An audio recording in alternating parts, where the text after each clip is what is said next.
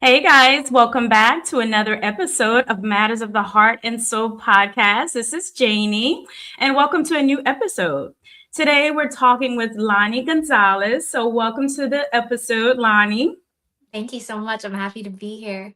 Yeah, so Lani was a lawyer or is an attorney, probably still is, and a partner at a firm, living a life that looked perfect on paper, but left her aching for more, as a lot of us have that deep soul calling. But she was called to serve and to do something more. So she stepped away from the courtroom and stepped into the unknown. So we want to hear all about that. There's a lot of things we're going to dig into, but I kind of want to start with that, Lonnie. You could definitely give us a small introduction to yourself. I just kind of wanted to let our listeners know who you were, and just tell us a little bit more about who you are and what you're currently doing. Ooh, so absolutely. So once upon a time, I did start my adult life as an attorney. So I finished college in 3 years. I became a lawyer at 23 and I became a partner at a law firm. And I practiced for about 13 years. And I had everything that everyone told you that you were supposed to want. So had a really good job. I had a home. I had rental properties. I was very financially comfortable. But Mhm. despite having everything, I still wanted more. There was part of me that didn't really feel whole and complete. And the other part was I didn't feel fully me, if that makes sense. And when I am in court and I'm advocating on people and on their behalf, there is a part of me that enjoyed it. So I'm Yeah. not going to say, oh, it was draining and unfulfilling. To the contrary, I loved my job. That's why I got into it as quickly as I did and I stayed for so long and became a partner. I genuinely found joy in that journey. But it comes to a certain point where that question starts to linger, is there more? And there were other parts of me that weren't really being expressed, and I had other gifts and other talents that I really wanted to explore. And I do quite a bit of traveling. So I've been to over 40 countries, traveled the world solo, and I've learned a lot from different people. My second book is actually about that, about how there's ordinary people that you might look past and think nothing of them, but if you actually take the time to get to know them, they'll tell you things. They'll tell you what it really means to live. And some of the biggest wisdoms and truths that I've learned weren't in schools, weren't in books, weren't from shamans and gurus and healers. They were from ordinary people just sharing parts of who they are with me. So, um, that's what my second book is about. And being able to integrate the wisdom that I gathered from other people really gave me clarity about what I wanted in my life. And I have always been called to serve. So even as a lawyer, I did volunteer work. I volunteer for Big Brothers Big Sisters. I volunteer here for Feeding Tampa Bay. But I wanted to serve in a bigger way. Yeah. So, one of my journeys, part of it was doing ayahuasca, which is a psychedelic brew that they've used for centuries in South America. And it has an ingredient called DMT, which naturally occurs in mammals right before we die. And it almost gives us this experience of connecting with our higher power. And for myself, what it showed me was I had built my entire life based on a lack of self worth. And it said, Mhm. hey, you know the life you built because you didn't like yourself. And you Mhm. wanted to look good on paper because you didn't feel good on the inside.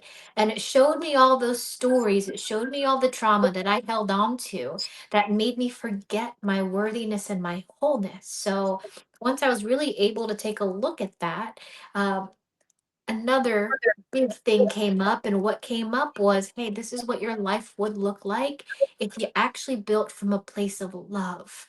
Mhm. So being able to go on that journey, I went back to school. So while I was a lawyer, I was also in school and I started a hypnotherapy practice, wrote some books, did some public speaking, and I felt like there was one foot in my old life, one foot in the new life. Yeah. And it's funny, so I'm my familiar with that. Hmm. For myself, my law practice was in Tampa. and my hypnotherapy practice was in St. Pete, and they're separated by a bridge. Mhm. And I would tell people what it felt like is I'm different people on different sides of the bridge. And on one side of the bridge where I was a lawyer, I was sharp, I was analytical, I was fierce, I was powerful. And then on the St. Petersburg side, I felt very intuitive and soft and nurturing. And there is this question, I believe Machiavelli asked this: is it better to be loved or feared? And part of me said, I have been feared for so long Mhm. that I want to learn what it feels like to be loved. And in my hypnotherapy practice, I genuinely feel that. I feel love and connection with all of my clients. But Yeah. then here's the fun thing that they don't really tell you about. Even leaving my law job and going 100% in my hypnotherapy practice, I was still unsatisfied. And we go, oh no, what could it possibly be? And what I reflected on was that version of me, that lawyer version of me, the one who is sharp, logical, analytical. She's Mhm. still alive and well. And in fact, she's taken me through decades of my life. So to put that part of myself in a box or in the closet doesn't necessarily work. It's when we integrate all of the parts of who we are, creating a body of work that honors all of us. So, not just the soft, intuitive, nurturing part. There is room and space for that part that is fierce and bold and powerful. So, I believe again it was Machiavelli who asked, "Is it better to be loved or is it better to be feared?" And my response to that is, I wish to be both. I Mhm. can be feared by the people and the adversaries who stand in my way, and I can be loved by the people that I support, who I hold, and the people who hold me. So it really has been this big journey. It's not this or that, it's this and that. I'm allowed to be all of the things and create a life, to create a profession, to create everything around me that honors every part of who I am. Yeah, I love that. And integration is key because we're all of it. And it's so true. So I want to back Mhm. up just a little bit. Sure. So, what type of law were you doing at that time? Oh, I represented insurance companies. So I help the rich get richer, and I would go to Okay. trial. And one of the things I would say is, when I went to trial, I would make juries feel bad for insurance companies. And if Mm. I can make regular people feel bad for an insurance company, I'm pretty sure I can convince you to remember your worth and the fact that you're infinitely powerful. So, Yeah. yeah, once upon a time, that was my old life. Yeah. Now, you did the ayahuasca. So I want to ask, was the ayahuasca ceremony the kick or the awakening, or was there already an awakening prior to, and you were just maneuvering in how to shift into this newer version of yourself, or what Yeah. was trying to emerge? So what's interesting is if you asked me that question a couple years ago, my answer would have been entirely different. So if you asked me a couple of years ago, I would say, "Oh yeah, absolutely. Ayahuasca has changed my life and was an awakening that put me in this new direction." But now that you're asking me that question, I will say that that is not the case. And Mm-hmm. the reason that I know that is I actually facilitate ayahuasca retreats. I help people prepare for a month and integrate for 3 months after as well. And I do psychedelic assisted therapy for select people. And what I've seen is you already have to be on that path. You already have to be open. You already have to have this certain level of awareness.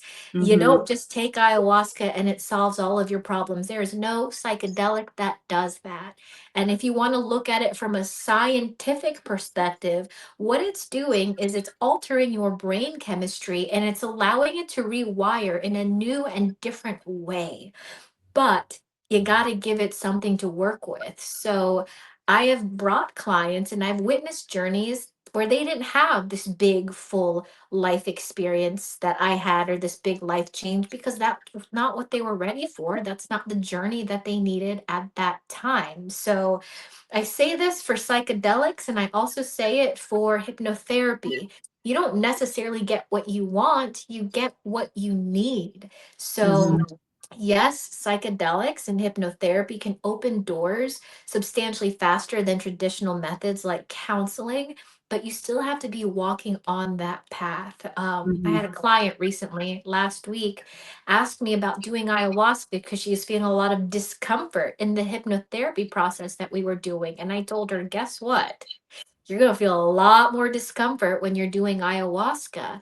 And even if you do these big psychedelic journeys, at the end of it, you still have to integrate. And what integrate means is sitting in discomfort.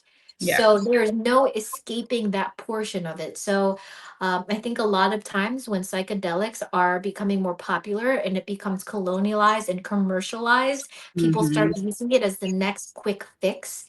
It's no Mhm. better than the pharmaceuticals if you're not moving through it with the correct intention. So, the short answer is I believe that psychedelics were an incredible catalyst for my journey, but I was walking that journey anyways. Does that make Okay. sense? Yeah, totally. I understand. And I think that we are already seeing a lot of people using ayahuasca commercialized, trying to escape. And integration is the key. You have to do the work.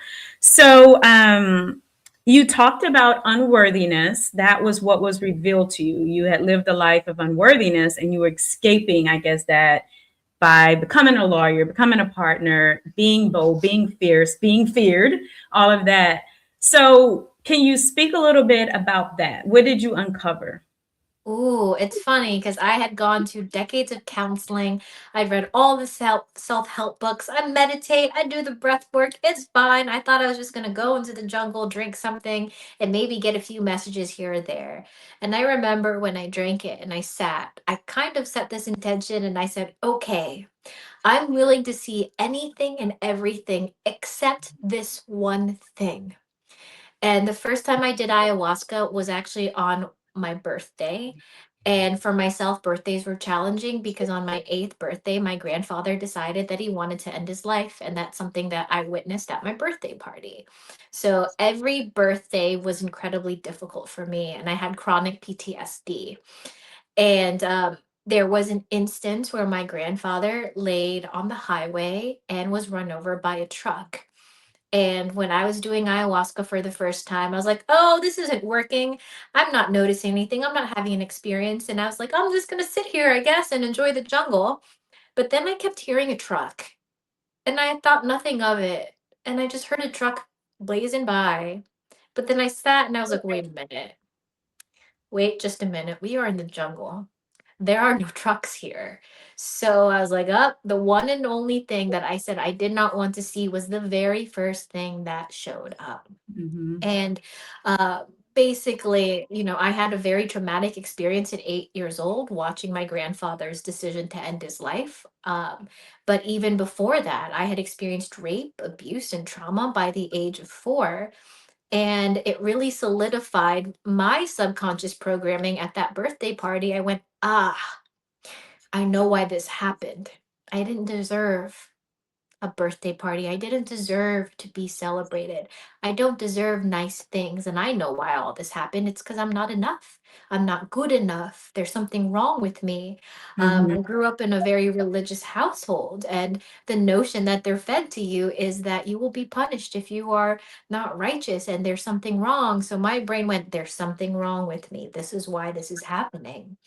And my parents taught me how to pray, and you pray before each meal, you pray, before bed. And my prayers were, I want the pain to stop. And Yeah. when those prayers weren't answered, my child brain went, it's because it didn't deserve to be answered. And even during those traumatic situations, I wasn't allowed to cry. I remember, and maybe a lot of people may have this experience. I would like cry, and then my parents just gave me a look like, I'll give you something to cry about if you go on that way. And that's how I grew up. And I remember at that 8th birthday party when my grandfather was doing what he was doing, I kept trying to trip on a step so that I could fall and skin my knee. And if I skinned my knee and was bleeding, I would have permission to cry. And I kept trying to trip and I couldn't skin my knee. So I never really cried. Mm. And that in itself wasn't even allowed to feel. Yeah. So there were all of these messages I got at a very young age, and that's true for all of us. When you think of kids, they absorb things like a sponge because between the ages of 0 and 7, our brain is programming to do that. So, children around that age, they are primarily in a theta brainwave state during their waking hours, and they are designed to learn rapidly. So, everything you know about yourself, the world, and everything in it, you've learned between the ages of 0 and 7. And for me, I had a lot of trauma, Yeah. and that trauma served me well. I'll be perfectly clear. It served me well. I built a beautiful life from that, but it only takes you so far when you build from a place of unworthiness. Yeah. My other question before we move on is did the 4-year-old rape and abuse, did that come up in ayahuasca? Did you remember that, or did that just come up and you were like, "Oh, this is why I have this deep feeling of unworthiness as well?" Ooh, so it did come up, and I wrote my first book about it. It's called Rebirth of a Sage, and that goes through my journey with ayahuasca, and a lot of healing I received from that. The way it first came up is when the medicine started kicking in, I could hear my fears, and I was in public, so there were other people drinking ayahuasca. There were also shamans and indigenous healers there. And I had this thought in my mind that was repeating, and it kept saying, they're going to rape you, you're going to get raped. And that kept repeating over and over and over again. And what that is when our nervous system is triggered. And it's definitely triggered in a really heightened way when you do something like psychedelics or even hypnotherapy. That fear is activated. And what's the thing you fear the most? And for me, it was they're going to rape you. And I just could not help but think that the people around me were going to rape me. There was no logical basis for that. That's just in the database of my subconscious mind when I'm Mhm. feeling unsafe. And one of the things that I realized was, even though I had gone to counseling, even though it looked like I had improved, I can have relationships, I can have romantic relationships. I don't flinch anymore when I'm touched. I thought I was healed. But what ayahuasca showed me is no, no, no. It still lives in your body. And in the way you don't fully let anybody in the way that you're always slightly guarded, in the way that you don't let yourself be fully held and fully seen. That's the way it lingers in your body, is there is this part that remembers this feeling of unsafety. And what's interesting is the people that are around you, they journey with you and they go through that process. And being able to co regulate your nervous system with the people around you and having them be reminders that you are safe and having them nurture you in those moments is incredibly powerful. So it absolutely did come up. Yeah. All of these little things did come up because that still lives within our body. Yeah. So did you have a memory of it, or it was no memory prior to ayahuasca? Oh, I've remembered it. Okay. Okay. So Okay. I've Okay. it's interesting because I lived in a very conservative household and you don't talk about sex, you don't talk about those Mhm. things. I remember asking my dad once where babies came from, and he goes, "You'll find out one day in school." Mhm. So it was never talked about. So I was raped while I was at daycare, and I didn't know. I just knew that something wasn't right and something didn't feel good. And I remember going into high school, and when you hear about your friends and your peers entering into Yeah. sexual relationships and they're sharing details, and I remember sitting back in high school going, wait a minute, I've done those things, or those things happened to me. So it was almost a little bit re traumatizing in high school when Yeah. I understood the full depth of what actually happened. Yeah. And then there were other instances of abuse in my teenage years where I was very aware of what was transpiring. So it didn't necessarily bring up suppressed memories when I was doing ayahuasca. There were things that I had always processed, Okay. but that is certainly something that can happen, whether it's hypnotherapy or ayahuasca, where we tap into those stories, and some of those stories might involve these memories that we've forgotten. Yeah. Okay. So let's move on briefly. Sure.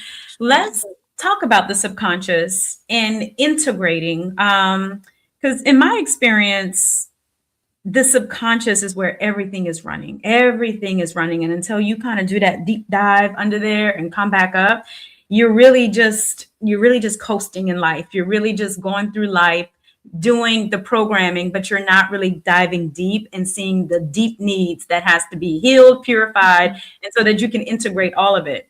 So how do you define subconscious? Okay, so when you think of what goes on in your brain, the stuff that you know about, that you are aware about, those are your logical conscious thoughts. That makes up about 5% of what happens in your mind.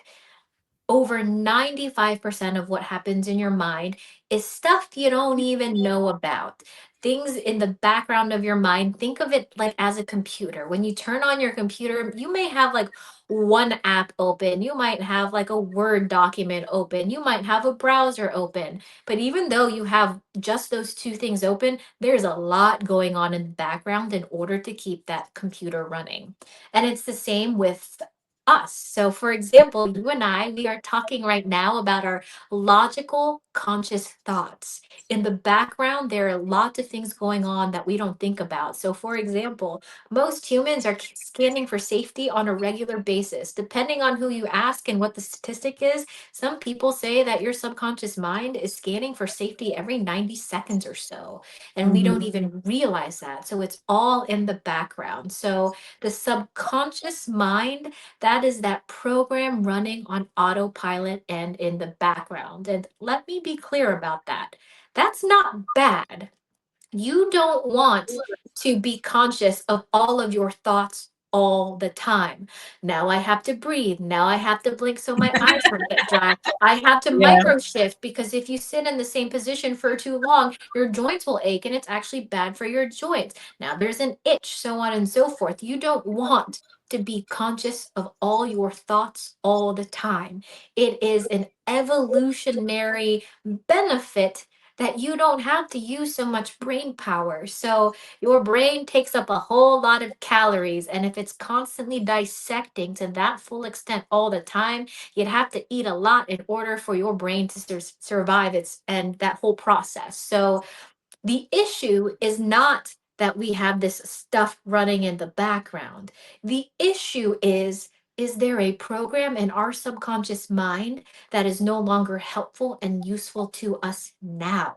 Is Mhm. there something in our programming that is old programming, stuck on survival, stuck on fear, that is not helping to serve us now? So, what I do as a hypnotherapist and through psychedelics as well, and even breath work and other modalities, is you tell me that there's a problem in your life and you've tried to talk it through with the counselor, but yet you still feel stuck. Yet you still understand and you have all the self awareness, but you keep running into the same patterns.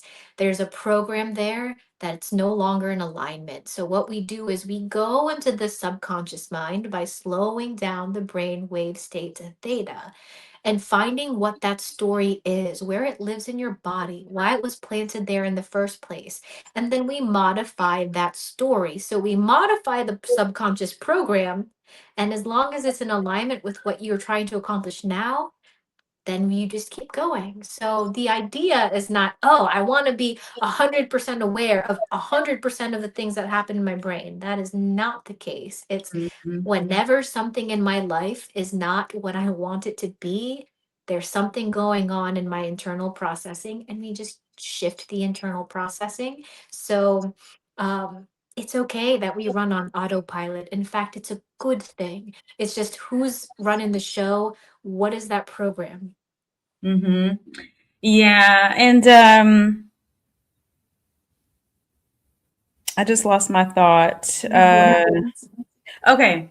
What is hypnotherapy exactly? Just give us like the real easy definition. Hypnotherapy. How do you define that? So, hypnotherapy is a tool that people use to access the subconscious mind and reprogram the subconscious mind. I will say in traditional hypnotherapy, what they do is what I described, where they slow down the brainwave state to theta, which is the state where we program and can reprogram things. I use it. in a slightly different way. So, for example, sometimes when people have anxiety, telling them to relax and be calm does not work, and it does the complete opposite. So, Mhm. one thing you can actually do is activate the nervous system. If they feel discomfort in their body, making it really, really loud and uncomfortable, and eventually your subconscious mind will give you the story about why it does not like that feeling. And then you work from there, and then you slowly bring someone down to theta. So, hypnotherapy, the easiest way to describe it is think of meditation, Mhm. except hypnotherapy has more of an agenda than meditation. Meditation, we're allowing ourselves to be open, aware, and present of our with our thoughts. Hypnotherapy has a little bit more of an agenda and says we're open and aware, but we're on a mission here to really access parts of us that are not in alignment with who we are today. Okay. And do you talk through, do you count down? Do you ask them to remember or recall a particular memory? How do you initiate that? It depends on the person. I will say traditional models of hypnotherapy will count people down, and they'll use numbers and they use a slower voice and they talk slower to calm Mhm. somebody and bring them into that hypnotic state. That is one method of modalities in hypnotherapy that works incredibly well. It is not the only method. So for people who say, I've tried hypnotherapy and it didn't work before, my question always is, what modality did they actually use? So Yeah. now that we have more studies in neuroscience and we're integrating other modalities as well, I think hypnotherapy looks much different than it did in the 60s and the 70s. So yeah, sometimes you do a traditional countdown to slow the body, to calm the body and slow the mind. Sometimes I go the complete opposite direction and I activate them. So it really just depends on the person and the circumstance. Yeah. My thought came back from before. Sure. You were talking about the subconscious, and one of the things that I know is when repetitive patterns keep showing up, you keep dating the same person, the same issue keeps coming up, there's definitely a symptom of something running in that background. Is there any other symptoms you can give our audience that, hey, you know what, there may be some subconscious programming that may not be serving you right now, or that may need to be looked at? Absolutely. So that's a really good example of dating and relationships and repeating the same patterns. I had Yes. a client come to me and he said, well, you can't help who you love. And Mm, I would clarify that statement. We all have attachment patterns, and those attachment patterns are deeply ingrained in who we are. And mhm, the easiest test of whether you're stuck in one of those patterns is how does it feel in your body? A mhm, lot of times we neglect the information our body is telling us. We are incredibly logical at times, but our body will signal us as to whether something is going on. If it feels discomfort, it feels alarming, or when you get those quote unquote butterflies in your stomach and your nervous system is being activated, and you have learned to associate that activation with love or excitement or chemistry. So, how can we tell if our subconscious programming is being triggered? How can we tell if our patterns are the result of subconscious programming? If you ask me, all of our patterns are the result of subconscious programming. mm, Most of what we do is illogical. There is a drive. You think of the Maslow's hierarchy of needs, that we need to feel safe, protected, seen, mhm, connected to others, to the higher point, to feel enlightened, connected to source. We are always being driven by those very primitive needs. So anytime, anytime something in your life does not feel good and you find yourself repeating the same patterns, it is always your subconscious programming that is doing the work. So I always invite people to consider what's really beneath.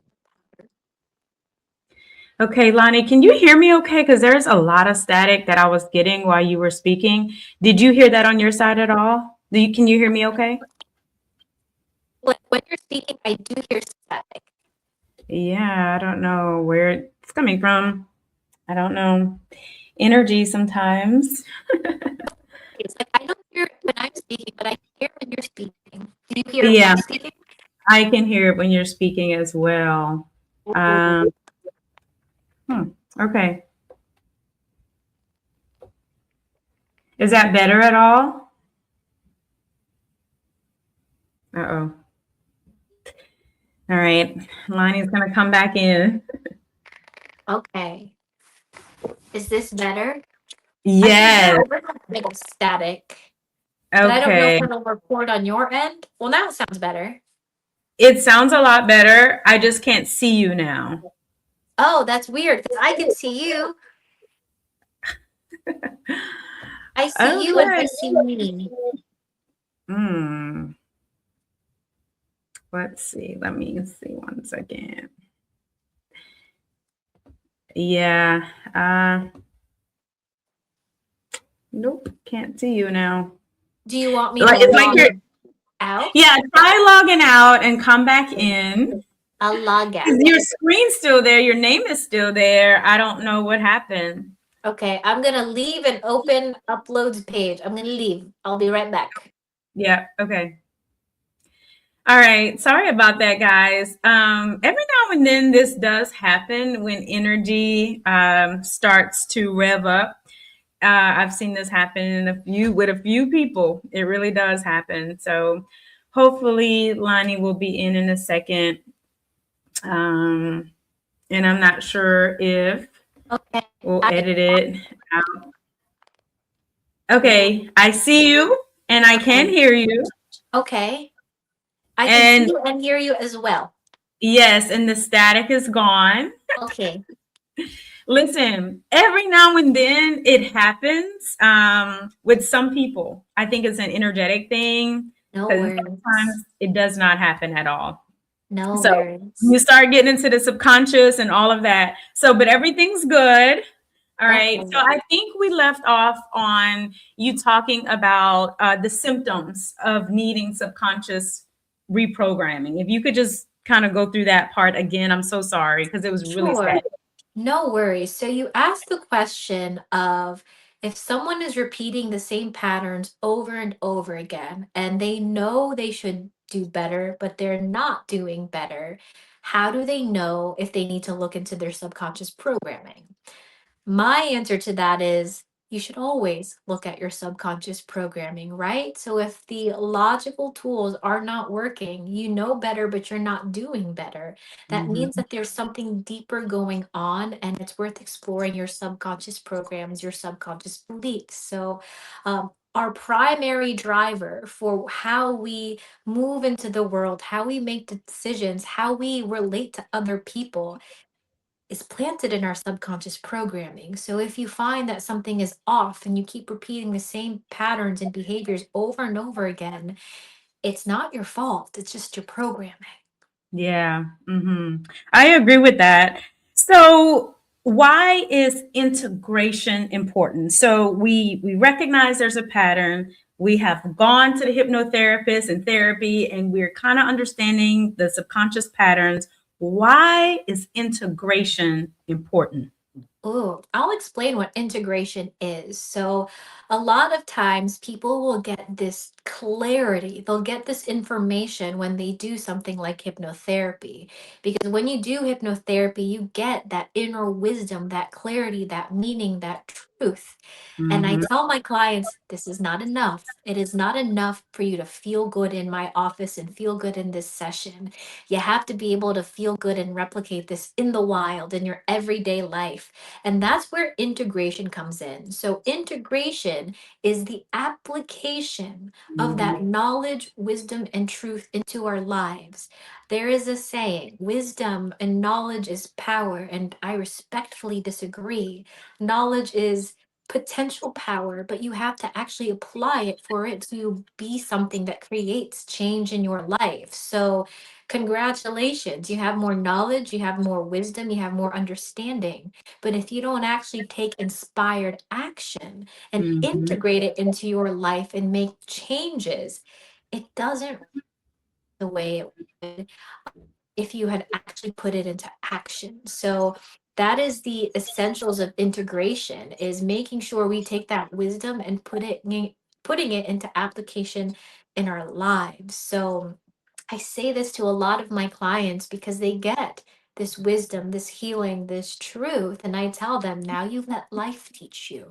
You Mm-hmm. find this wisdom within, and then you go out in life and actually learn to apply it. And that is the full integration, right? So imagine going into elementary school and they teach you a word. And you can go onto the dictionary and you know what that word means, but then they make you apply it into a sentence. How do you put this brand new word you've learned and put it into a sentence? And once you do that, it eventually becomes part of your vocabulary. And that's the same thing with new values, new beliefs. We get this information. That's great. Now, how do we apply it into those sentences of the life story that we're creating? Yeah, I agree with you. And I think that is the key to long term transformation and not just change, because people can integrate, oh, and they do the changes for a month or 3 months, and then they go right back slowly but surely back to the old ways. And I think there is a big difference between changing for a little while and true transformation. What do you think about that? Absolutely. So I do believe that people are capable of change, but the truth is that most people don't. Yeah. So we all have this potential for incredible power, incredible purpose-driven lives, but it takes intention and it takes consistency in order to make those changes. And a lot of people with good intentions want to change their life. They want to do better, but then they eventually fall off track. And Hmm. one of the things that I tell people is, when you are dreaming big, when you're trying to create this big, beautiful life, dream as big and boldly as you want. But when you think about the actions you need to take, think as small as possible. These micro choices and these micro decisions in order to change your life. So Hmm. you don't need a huge like diet cleanse or anything like that in order to get healthier. It's the small choices that we make that compound over time. The same is true with walking your purpose. I help people find their purpose and walk in their purpose, but then I give them the answer and they don't always like it. I tell people Yeah. purpose is not a destination, it is a way of life. And Hmm. when we talk about that way of life, that means making decisions and looking at all of the choices that we make and saying, does this honor my purpose? Does this honor who I am? The gifts and talents, does it? And I'm going to give you an example, very, very small example. Let's say it's like something like going to bed. You're about to go to bed, and I'll give you a specific example for my life. I go, ooh, I just got this email. I could very easily answer this email, but then that might set me on a road to staying up, my brain being activated. Or this email can wait and I can Hmm. go to bed. I can honor myself and my self care and my routine that keeps me regulated so that I can show up for other people. If I Hmm. choose to open this email, I might go hours of Yeah. ruminating if this email has bad news or if it requires me to take action, or I can take an alternative path and have healthy boundaries and move forward and say, this can wait until tomorrow. This is my time, and I choose to get rest, and that rest will enable me to show up the way I want to show up tomorrow. And Yeah. when you think about that, that's such a small micro choice. Should I open this email at 7 o'clock or should I wait until later? And Hmm. all of these micro choices, they set us on a trajectory, on a certain path. So don't underestimate those small decisions that we make. Even I personally, I respect if they choose to do that, so be it. That's the other option of, let's say you want to go out the weekend and you want to drink. Okay, but now you have to recover from that. And the question is that the most loving thing to do? Is that something that honors your purpose? The answer could go either way. It Yeah. might be no, it does not honor my purpose and it's not the most loving thing, because then I'm going to be hungover and then I have to recover from that and I'm putting my body through something that it needs to recover from. Or the answer might be yes. It is the most loving thing to do because I deserve a break. And this is something that helps me enjoy life and stay connected with people. It's not about the drinking, it's about who I'm sharing it with. And the Yeah. body is naturally designed to be able to process toxins as long as it's not oversaturated with toxins. And my body will handle it and it's fine. I can't make that decision for you, but that's a choice that you make. And that's examples of micro decisions. Yeah. So, when we're really trying to change our life, we don't need to take big actions, little choices to make every day. Yeah, I agree with you. I think it is, you have to, it's a very conscious way of living. Mhm. Moment by moment by moment, you are being so conscious in that moment. What decision do I need to make right here? Mhm. And it's a very conscious and aware way of living. And I do think that is a part of sustainable transformation. Um, anything else you think is a key to sustainable transformation when you've Oh, done the work and you've gotten into the alignment and you've gotten into that subconscious mind? Is there anything else, any other daily practical tools to maintain that alignment as well? oh, there are things that I do for myself personally. So, uh, I focus on regulating my nervous system from the moment that I start my day. There is a saying, it's from a book, and it said, let God come into your mind before you get into your own mind. And this doesn't Mm, necessarily need to be a religious practice, but it's the notion of as soon as you wake up, can you fill yourself with that knowing, that deep inner trust that guides your way? So having a really strong routine, how you start your day and how you end your day, I think are pivotal. And for myself, being a mhm, lawyer for so long, I would wake up wired. I'm like, oh, we gotta go. I did billable hours. To fill minute with something that's productive.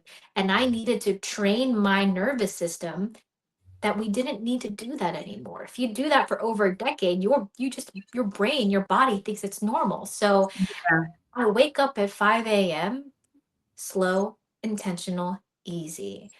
I don't start working until 10. So I have 5 hours to myself to work out, to meditate, to journal, to read, to enjoy my pets, and to take this slow, easy pace. And when I say focus work and intentional work, I'll give you an example.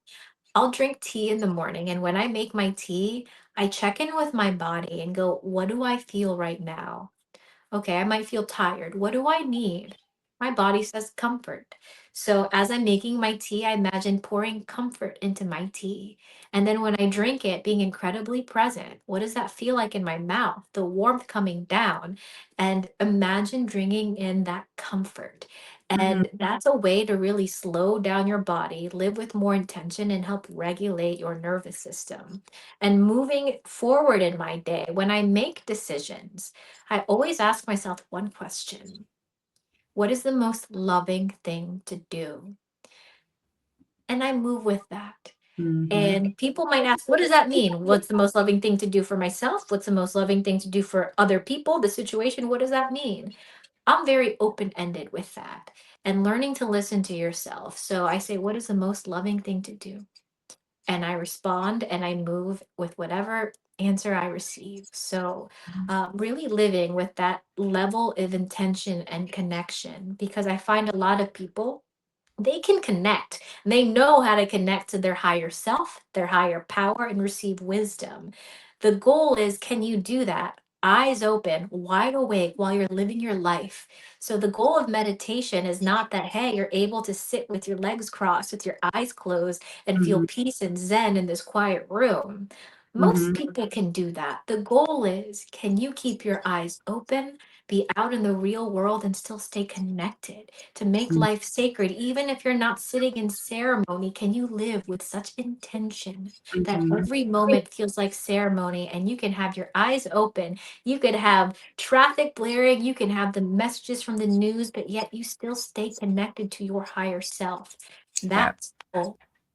Yeah. And I think that is heart centered living, heart centered awareness, moment by moment. I want to go back just a little bit because we talked about logic and intuition. And I definitely see that as feminine, masculine energy, those energies within us. Um, what's the purpose of balancing those two? What do you think is the overall purpose for that? Sure. So these are tools that we were handed. I think the body and the mind are so incredibly masterful, but in certain societies, we are conditioned to value one versus the other. So if you live in the Western world, you have been conditioned to heavily rely on your logic and disregard your body and what it tells you. So the reason our logic and just relying upon that doesn't cut it is because it's full of lies. And when I say that, your logical mind up here is tainted by worry, by fear, by conditioning, by beliefs that you've inherited from people you may not have even met. Some So thoughts aren't even yours. absolutely. A lot of your thoughts may not even be yours. So to rely on your logical mind, I think limits you because you have another tool. And when we talk about your intuition and how your intuition speaks, it speaks through your body, it speaks through your feelings and your sensations. That's also a powerful tool. But then I tell people, can you strictly rely on what your body is telling you? Unfortunately, for many people, the answer is no, because your body can also be stimulated and triggered and programmed by fear. Fear can live in the body as well. So, Mhm. how do we process all of those things? It's about regulating the nervous system, somatic release of whatever the body's holding on to, in combination with looking at what exists in your mind and helping them work together. So, I went to Turkey, I believe it was a year ago, and a man told me this word. I'm going to butcher it, but it's gunul. And he brought up that word because he says that's what I do for my practice. And I asked him to explain that word. And he said that there's a place within us where the mind and the heart reign equally. And Mhm. he says that's what you teach people how to do. So the idea is not to overvalue one over the other. I think our logical mind is an incredibly powerful tool. I think our intuition is an incredibly powerful tool. How do we wield those tools together in harmony and honor all that we are receiving from both of those tools? So, even from a meditative practice, the us, the actual who we are the observer. We are not our thoughts. We're not our feelings. We're not the sensations we receive from our body. We're not even our intuition. We are the observer of all of those things. So Yeah. think of your logical mind and think of your intuition as ways you collect data and information. And once that's all gathered, you, the observer, make the decision. Hmm. And I think that it brings us into wholeness, whole being. I think we're fragmented if we are just kind of using intuition or logic. I think it is to integrate. I think that's all a part, and the reason for integration is so that you can use all of these tools, all of these energies that's flowing within you for wholeness. And I think that brings us to sovereign beings as well. Hmm. And I will say it takes practice. So there's no Oh, shame yeah. in this. If we are not taught how to do this and we're taught to dishonor our feelings, our intuition, the messages we receive from our body, there's no shame in saying, I don't know how to do this. I think it takes some people time. um, it helps to have a guide. I am a big believer that we were not meant to walk through this world alone, and there is always a teacher out there for us. There's always a community out there for us, and it's about being ready and open to the people who can teach us and hold us during that process. So, um, Absolutely. Yeah. I have just a few more questions, Lonnie, and we'll sure. wrap it up. And I like that because I believe that we're all serving as teachers and students at some point. You just have to know if you're the student or the teacher right here. Mhm. So I want to ask, do you think that serving is a call? Because everybody don't get that call. Mm. Do I think serving is a call? For myself, it definitely feels like a call.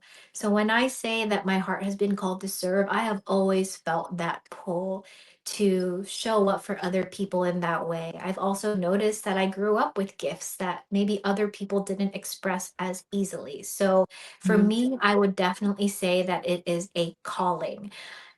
I will say, though, that I believe that we were all put on this earth, planted with a dream, a purpose, a mission, and we can all tap into it. So if you go, well, I don't know what I'm supposed to do, I feel like I'm just running through the motions and I don't hear a call. What are you talking Yeah. about?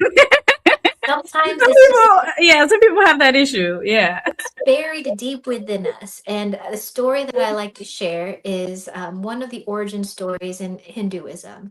And they say that once upon a time, all humans were divine beings, and we abused our divinity. So the gods decided to hide it from us. And they thought, well, maybe we'll hide it at the bottom of the ocean. But they're like, nope, the humans will find it. And then they said, what about at the top of a mountain? And they're like, nope, the humans will find it there too. And they ultimately decided to hide that divinity where we wouldn't think to look for it. And they planted it within us. So for myself and my personal journey, I have always felt, seen, heard a call towards my purpose. But for Mhm. those of us who don't feel it as strongly, I urge you to consider that it is buried deep inside. And sometimes the reason we can't hear it is because we are so disconnected from ourselves. So Yeah. when we cut off, I'll give you an example. I've had clients who tell me that they don't feel joy. They don't, things start to not feel good or taste good, and life looks a little different because they've had trauma. And Yeah. one of the ways they cope is they detach from feeling that full extent of their pain and grief, which is fine temporarily. But what Mhm. happens when we disconnect from those things that make us feel bad, we disconnect from our true ability to feel all emotion to the fullest extent. So, Mhm. part of tapping into and finding that purpose or hearing that call is you got to hear the stuff that's burying your call. Yeah. So, if it's grief, if it's shame, if it's trauma, you got to listen to that first, and eventually you'll hear the call. Yeah. Do you think there is a collective reason for where we're at right now in the world? Ooh, I always believe there's a collective reason for where we're at in the world. I take a different perspective. I don't think it's as bad as people perceive it to be. And the reason I say that is when you look at humans, a lot of times we don't move if we are comfortable, right? Pain is an incredibly strong motivator. Discomfort, discontent Mhm. are incredibly strong motivators for change. We Mhm. usually don't change things if everything is perfectly fine. So when we see the world around us in disarray or in a way that we don't like, I'm a big believer in believing that our souls have called this forth because it was necessary for our evolution, our growth, our change. So I don't perceive what's happening around us as something that is negative. I think it's something that has been necessary in order to help us move into the next generation, into the next framework of how we need to evolve as humans. So um, I do believe there is a collective reason why things are happening around us. And my reason always is because our souls have called it forth. Yeah, I agree with that. Lani, I want to ask for those people who may be professionals, like an attorney, Sure. and have that call to something deeper. They know it's always been there, maybe since as a childhood, but for whatever reason, they were driven to strive, to succeed, to plant financial abundance, whatever it was, right? But they're now in that profession and they're miserable because that call keeps knocking. Hmm. How do they make the switch? Because that is a big part, especially on my journey. That is a big part of the shift. How do they make that turn? If Sure. you could give just one or two small tips to make that leap, what would you Mm. say? So I will say step one is pause. When we feel discontent with the life that we created, you don't necessarily need to burn it all down. Sometimes we have that reaction where if life doesn't feel good, burn it all down and start a new one. That may be necessary, but maybe it's not. There are some people who have simply lost their focus, they've lost their why. But when they find their focus and they find their why, they realize they don't need to change jobs, relationships, homes, locations. They simply need to redirect what's going on inside. But let's say you are a person who decides that, oh, you're stuck in this career, you're stuck in this lifestyle that no longer suits you, and it is abundantly clear that you need to shift jobs, you need to find a new relationship, or you need to relocate, but you are afraid. Is not designed to make you happy, it's designed to keep you safe. So anything outside of the norm will naturally trigger fear. So just because you feel fear does not mean that you're going in the wrong direction. It simply means your nervous system has not caught up with your decision yet. So it's about regulating our nervous system and really tapping into our why to help steer that way. So, for example, myself, I heard the call and I was told one more big jump. And I said, no, I've already jumped so many times. It doesn't Yeah. make sense. Logically, it doesn't make sense. At the time, I was dating somebody when I said I wanted to shift careers, and his response to me was, you shouldn't. Someone needs to be an adult. You got student loans, and you also have lawyer bills. You got a mortgage. You've got all of these things, and you're going to jump. And he said, someone has to be logical, and you can switch jobs when you pay off your student loans. And I'm like, well, that's going to be when I'm like 55. And he said, well, I guess you get to jump when you're 55. And that's a And real, I'm so glad you shared that because that's a real example. That is a real example, whether those are your own thoughts or whoever is in your life at that time may bring to you when that yes, call is calling you. And those are real yes, things that you have to decide on. And I think a lot of people don't quite answer the call because of the perceived life logical things, right? I have bills, I have student loans. Like, what are you going to go be a hypnotherapist and how are you going to do that? You know what I'm saying? yeah, and what helped me is, yes, there were people in my life who did not understand my call. It's not for them to understand. It calls to me, That's not to right. them. So That's right. really recognizing that it's not meant for them to understand, and most people will not support you and believe you until you bring it into fruition, and that's completely fine. It's not for them to bring into fruition. It's for you. That's why that dream was planted within you. And when we talk Yes. about the logistics of it and the debt, because absolutely. I had student loan debts. I had a mortgage. I had all of these things that I needed to take care of. And for me, it was about tapping into myself and my own internal resources, not external, internal resources. And looking at it and saying, well, look at this life that you built from a place of unworthiness. Can you imagine Mm, what your life would look like from a place of abundance and love and wholeness and connectedness? And exactly. the response to that was, you can create something that is bigger and more than your heart can even fathom. So Yes. that's one way that it comforted me. Another thing, when I dropped into meditation and looked at that space, when I was taking that jump, it was not this blind jump. To my left, there were the younger versions of me, every version that has prepared me for this moment to jump. To my right, I imagine my future self who takes such pride. I had so much gratitude for me to have the courage so that she could come into being. And behind me, I see all of my ancestors, and not even in one of those like metaphysical type of ways. I think of my grandmother who just had to survive. She wasn't allowed to find her purpose. And my mother, we immigrated to the United States so that we could live a better life, so that her daughter could one day reach for something more.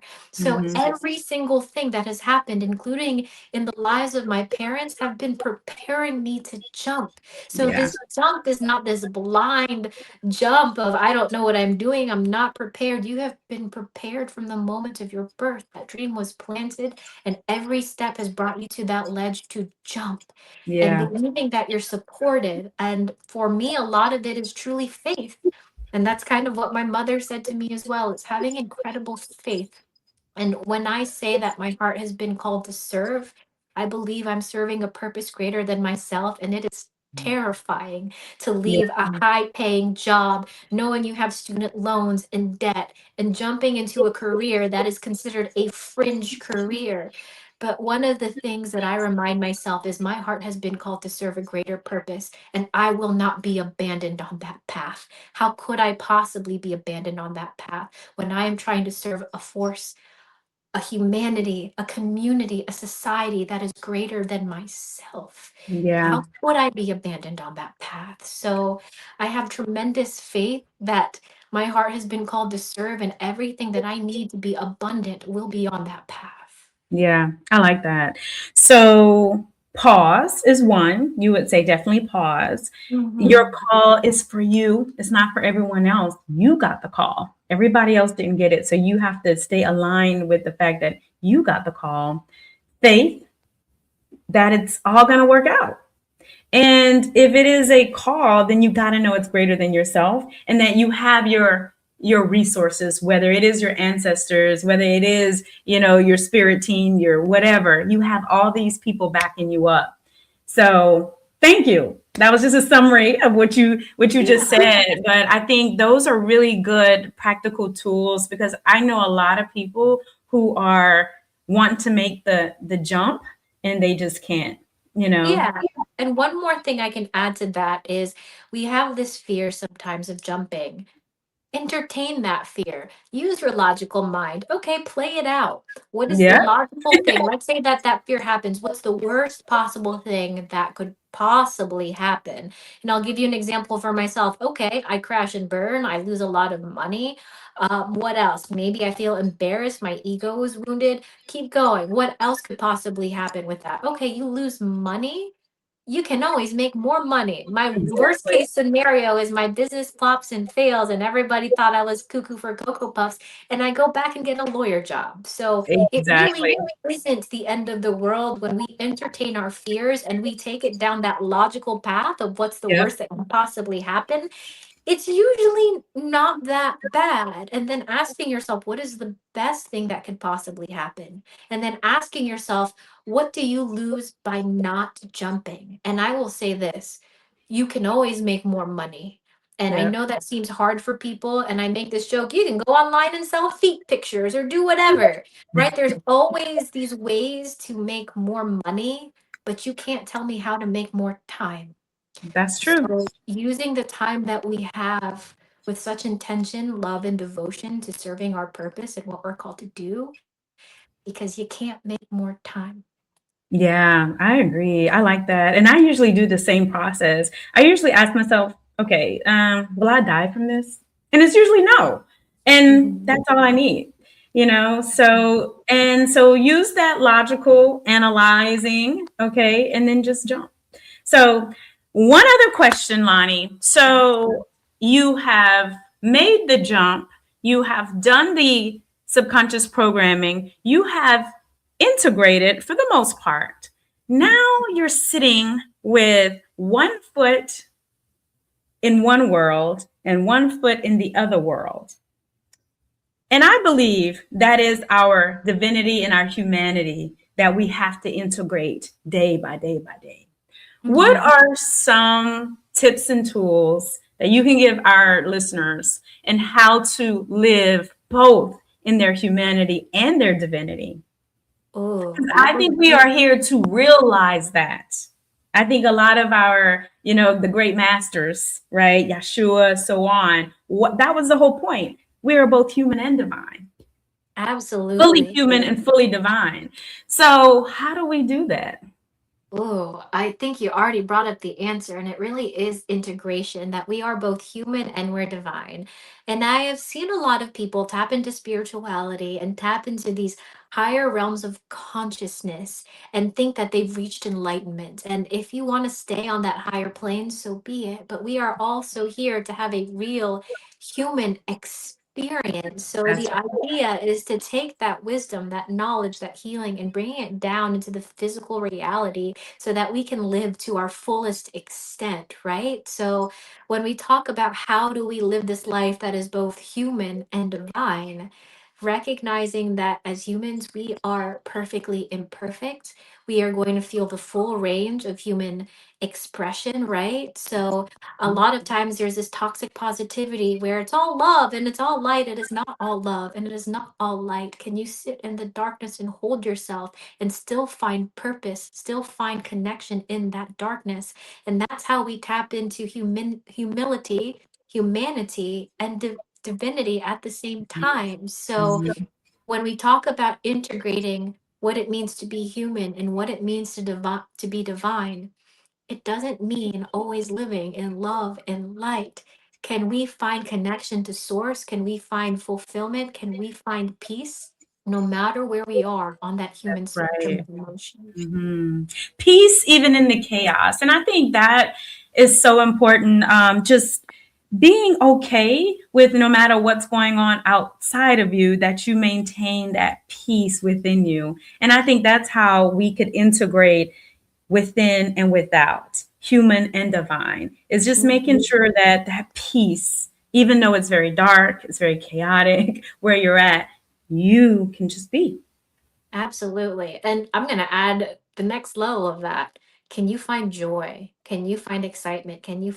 find some sort of fulfillment in that chaos and that darkness? And for myself, I say these little things and I have little mantras, I guess, or things that I say to myself when life gets really, really hard and I'm struggling. I think internally, ooh, I'm making medicine. Because the more I heal and grow, the more my offerings expand to my community and to the people that I serve. So I say, oh, I guess I'm making medicine right now. That's Um, right. or sometimes when things don't go as planned and everything around me feels chaotic, I go, ooh, I wonder what the next adventure was, because apparently I wasn't dreaming big enough. So circumstances had to happen to shift because I wasn't willing to shift myself. So Yeah. welcoming the adventure and the ride. And sometimes I even have this vision in my head when life goes out of like control, like on a roller coaster and lifting up your hands going, wee. Yeah. It's literally what I tell myself inside instead of panicking, going, okay, here's the Yeah. ride. That's Let's it. And you have to be able to ride the peaks and the valleys, and maintaining that emotional stability within it all, because it's all of it. It's a oneness. It's all of it. Yeah. So, and source is in the darkness and in the light. And I think we have to just master that within ourselves. Yeah, and when we And say know the journey. emotional stability, you mentioned going through the peaks and valleys of life and learning how to have emotional stability. Let me clarify what that means. That does not mean that you are calm and content and happy. When you talk about a regulated nervous system, that doesn't always mean peace. Regulated nervous system means that in times of peace and ease, your body is calm and is able to relax and settle. When you're being chased by a bear, you're able to activate and run, but when the bear and threat are gone, you're able to settle back. And when you Come back talked to that. when you talked about the peaks and valleys of life and going through them with emotional stability, that does not mean you're not allowed to cry. That does not mean that you're not allowed to be upset. That doesn't mean you're not allowed to be a hot mess express. What that means is that you welcome all of those emotions. You hear them, you honor them, you listen to what they actually need. You don't need to attach to every emotion. Just because you're sad does not mean that you are depressed. You feel sad, you are not sad. So part of maintaining that emotional stability for myself is recognizing my soul has called this forth. So Yeah. regardless of what my emotions are in this moment, my soul has called this forth. And Yeah. that's how I maintain emotional stability. I allow space, I entertain, I dance with all my emotions, but I am not my emotions. I'm the observer of them. That's it. That's right. So, Lonnie, what is a book that you would recommend to our readers? It could be anything. Maybe helped you along your way. You mentioned some of your books as well. What is one book that you would definitely recommend? and why? Ooh, I have so many books. I'm a reader. I read like 3 to 5 books a week. So, the first one that comes to mind in terms of mindset and building an external empire, I love the book 5 a.m. Club because it talks about the internal empire that you need to build. If you want something that's a little bit more fundamental, I do love Untethered Soul, and that talks about how to be the observer in your life and looking at life from a point of more neutrality instead of Yeah, judging them as good or bad. So I think that's a wonderful book. There's also a book called Hero, which I love because it's people and their stories about them doing the impossible things that they weren't supposed to succeed at. And when you see that it's possible, you're reinforcing within yourself that it's possible for you too. So those are absolutely wonderful books. I also love reading fiction. And for a time in my life, I read a lot of nonfiction books thinking that fiction was not productive. But as I've read fiction, it stimulated those parts of myself and my mind for creativity and play and joy. And yeah, creativity, joy, and play are necessary elements of building that life that you you want. gotta So have it. You gotta have um, it. Yeah. find things that also fill you with joy and adventure and curiosity. Yeah. What is the greatest matter of your heart at the time of this recording? What would you say is the greatest matter of your heart right now? Ooh, the greatest matter of my heart is making space for the unknown. And I know that there is something on the horizon that is bigger than what I have created. And I'm still taking all these stepping stones into something bigger. And I make space for that. And I welcome that with open arms. So I would say that's probably the biggest matter of my heart right now is being prepared and excited for the unknown and making space for it. Yeah, making space is important. People don't know how to do that because I think the logical mind steps in, but it's that flow that I think the intuition mind comes in, and you do have to make space. So that's a good one. Yeah. How can our readers reach out to you for your services? How can everyone get in contact with you? Absolutely. So if you go to my website, lanigonzales.com, there's all the information. I have communities that meet regularly. So I have a women's group, the Goddess Growth Collective. I also have an entrepreneurial group, Conscious Capitalism Alliance, about building purpose and profit simultaneously. I do retreats around the world. My next one is September. And I do sessions one on one, either in my office or virtually. So I also have free resources on my book, little tools and ebooks and meditations and things that people can tap into at their own time. So my website has it all. All right. Lonnie, is there anything else you want to share? Any last remarks or advice that you want to Ooh. share today with our audience? My words of wisdom, and this is actually from my very first book, The Introduction. And it's one of the messages I received during ayahuasca. And I saw all the leaves and all the vines of all the plants moving in all these different directions. And I realized that even if they twist and turn, they're all moving towards the light. Mm, And we are also doing the same. So maybe your journey isn't as straight as you wanted. Maybe you're taking detours. Maybe you're looking at the people in your life and you wish they made better choices, but recognizing that we're all on a journey and that journey leads to the same place. We are all moving towards the light. So giving yourself and other people grace as they go on their journeys. yeah, I like that. Great, great words of wisdom. Guys, this has been another episode of Matters of the Heart and Soul podcast. Definitely check out Lani if you want some hypnotherapy, if you want to get into her groups. I do believe collectively that there's a huge shift. There's a big shift in the earth, and many people are called, and we need all the people that are being called to shift into that call because we need everybody that is anchoring down this love in the earth so that we can regain balance. We need everyone in their rightful positions. So reach out to Lani if you are interested in her services.